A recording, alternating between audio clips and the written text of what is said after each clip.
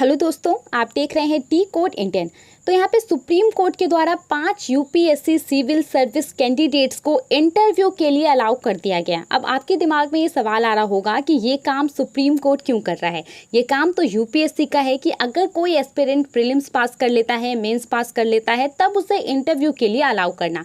लेकिन देखिए, ये एक पूरा स्पेशल मामला है। क्या है ये मामला और किस तरीके से सुप्रीम कोर्ट को इसमें पढ़ना पड़ा है, इसके बारे में आज के इस वीडियो में हम बात करेंगे।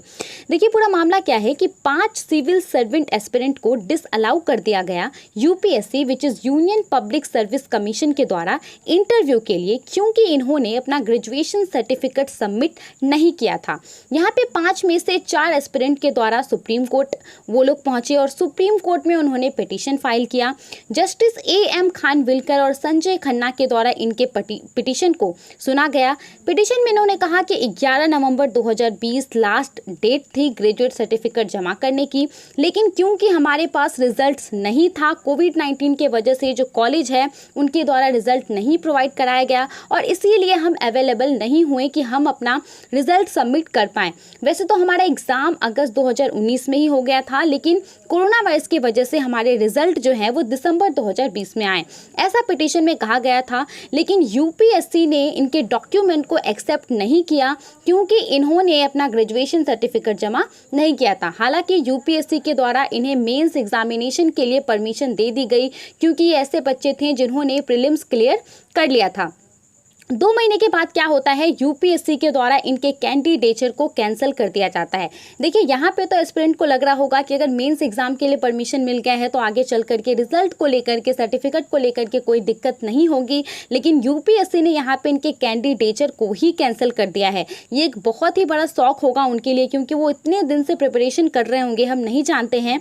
और अचानक से जब 2 पड़ाव पार करने के बाद किसी के साथ ऐसा होता है तो जाहिर सी बात है कि उन्हें बुरा लगता है।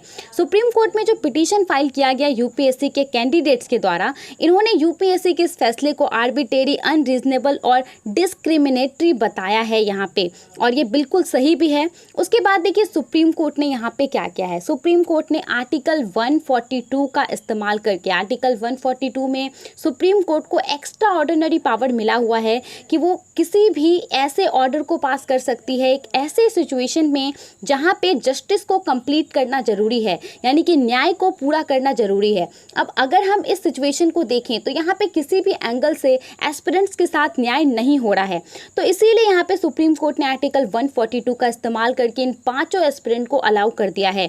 हालांकि आर्टिकल 142 में ये भी लिखा हुआ है कि जो भी फैसला, जो भी वर्डिक्ट सुनाया जाएगा सुप्रीम कोर्ट के द्वारा, वो प्रेसिडेंट नहीं होगा, यानी कि उसे एज ए एग्जाम्पल के तौर पर दूसरे केस के लिए इस्तेमाल नहीं किया जा सकता है। बेसिकली यहाँ पे सुप्रीम कोर्ट ने कहा है कि जो भी सिचुएशन है वो situation beyond the students control है, ना ही तो स्टूडेंट का कंट्रोल था रिजल्ट के ऊपर, और कहीं ना कहीं यूनिवर्सिटी भी जो है वो बाउंड था बहुत सारी कोविड-19 सिचुएशन को लेकर के। दिसंबर 2020 से पहले वो भी रिजल्ट पब्लिश नहीं कर पाया।